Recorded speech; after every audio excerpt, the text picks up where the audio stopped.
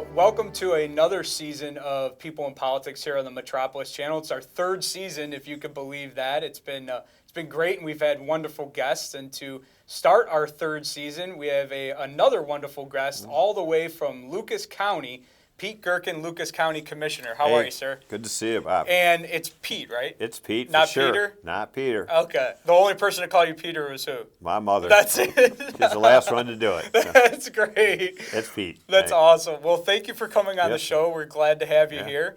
Tell us a little bit about yourself. Did you always grow up in the Toledo, Lucas County area? I did. Working class family. My mom was a widow, raised 4 kids before it was popular to be a singular mom or usual.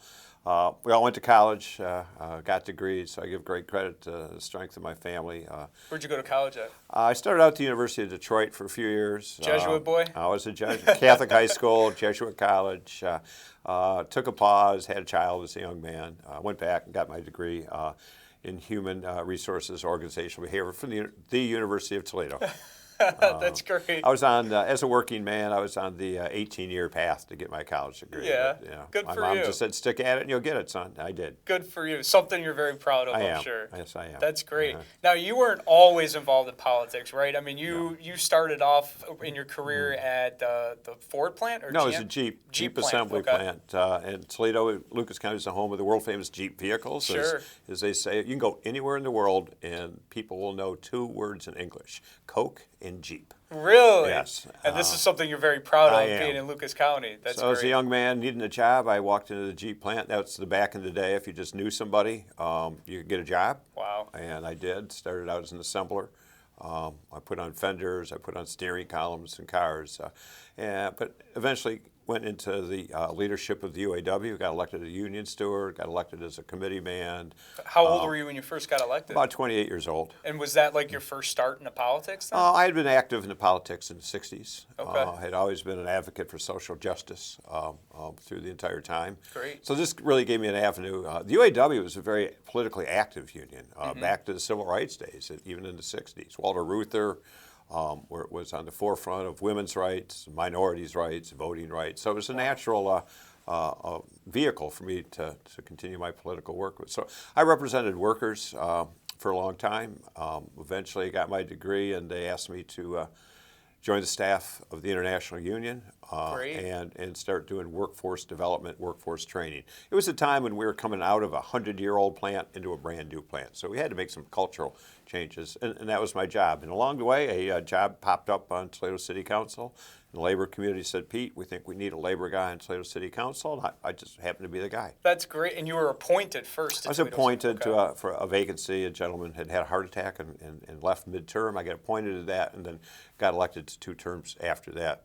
Before being a county commissioner. And then when you became a county commissioner, was it an election or another appointment? It was an election. Okay. 2004 was a hotly contested year. It was the George Bush second term versus John Kerry. But Lucas County is a very strong Democratic county. It's a very strong working class county. So I got elected then 2004 and 2008 and 2012. And now looking to run again. That's great. And speaking about running again, I have to congratulate you. You just won your primary. I did. 28% victory. Oh, that's not winning. That's more like crushing at that point. But now we're on, it's like the NCAA tournament. We're on to the Final 4, the Final 2. That's great. Good for you. Good for you. Thank you. So you're obviously very busy. I mean, you've worked in UAW, you're in politics for a long time in Toledo, kind of like a staple in the Lucas County area. Yep. What do you do for fun?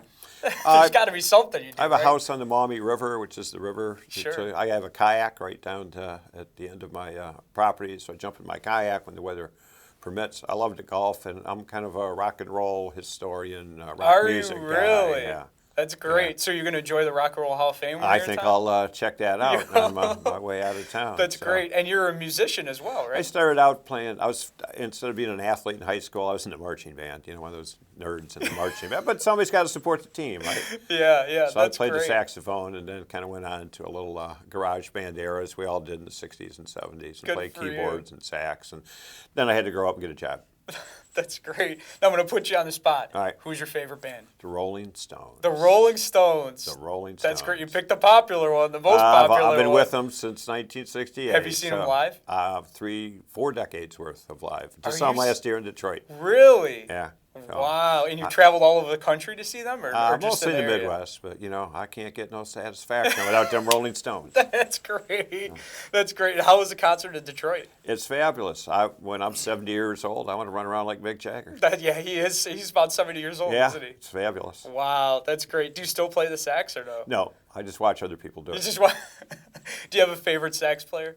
Bobby Keys. Bobby Keys? Yeah, who's Okay. kind of famous sideman for all the great bands of the 60s and 70s. That's great. Yeah. That's great. Kind of a lunatic. I like him. Well, tell me a little bit about your family. You're married, right? Yeah, I do. I'm married. My wife, Polly, and I have been married for 16 years now. We have a blended family. Two of Great. our kids are on the East Coast. My one son's in theater in D.C. Her daughter, Cindy, is a former model and is in the fashion industry in New York City. Wow. And then 2 kids that live with us in Lucas County. So That's fantastic. they're great kids. They don't even ask for money anymore. That's perfect. That's even better, right? Yeah, Which I even like makes it better. Must be a successful parent. So, That's great. Yeah. That's awesome. Well, normally we do not discuss politics or policy, but Well, then I won't know what to talk about. Yeah, you don't understand.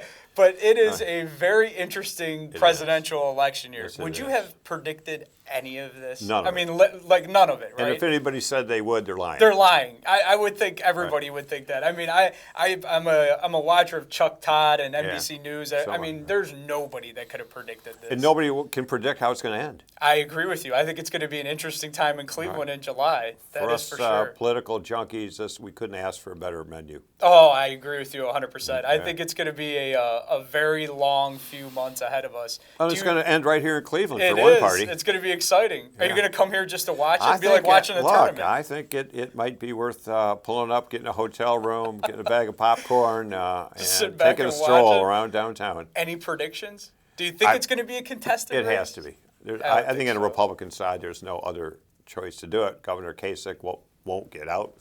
For us in Ohio that know John Kasich, he doesn't get out of anything. Yeah, he's a fighter. Even when he should, he doesn't. Yeah, he's a fighter. So I think but he'll you be think there. that's going to go into a contested race then? Yeah, we haven't seen one since the 50s in the Republican Wow. side. There was a former governor of Ohio then too, Bob Taft. Bob Taft. Was in the middle of that. So Wow. This Yogi would say it's deja vu all over again. is going to be an interesting one ahead of us, that's for Those sure. people in Ohio, we got ringside seats, brother. I can't wait. Yeah. I can't wait. It's going to be Looking forward fun. to it. So one of the questions that I always like to ask our guests, and it kind of puts them on the spot a little Mm-hmm. bit, but who's your favorite U.S. president and why? That's a great question, and I think I could lump them into tiers of things. Obviously, That's okay. We'll take tiers. Obviously, as a young man, John F. Kennedy Sure. was an icon, but I was a young man. So then, as you matriculate on, obviously Bill Clinton did a lot to bring people together. So I think probably those two stand out in my mind, and FDR. Sure. Who got the country on the path it is today. Sure. So, Well, you picked all really great presidents, and we've had Democrats on the show pick Republicans, and Republicans pick Democrats, so we've had quite a mix. But we've heard FDR and John F. Kennedy and Bill Clinton a few times now. Well. Coming from a former saxophone player, Yeah, Bill Clinton's I got to can be out relate. there, right? All right, blow it strong, Bill. The famous sax playing incident on who's at the talk show? Yeah, and Arsenio Hall. Great. Yeah.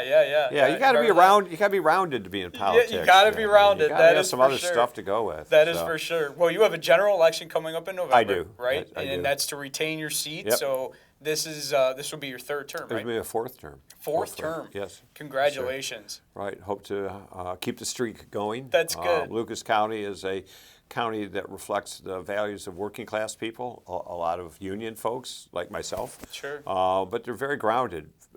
Just because they're in a labor union you can't predict how they think. They want fair representation. They want people to show up and stand up for the right issues. They don't like wafflers. If you take a stand, you better make a stand once you take it. I've had that reputation throughout my career. One of the things I get labeled with is they go, Pete, in politics, there's people that are 90-10 guys, that 90% issues, I'm a 60-40 guy. Yeah.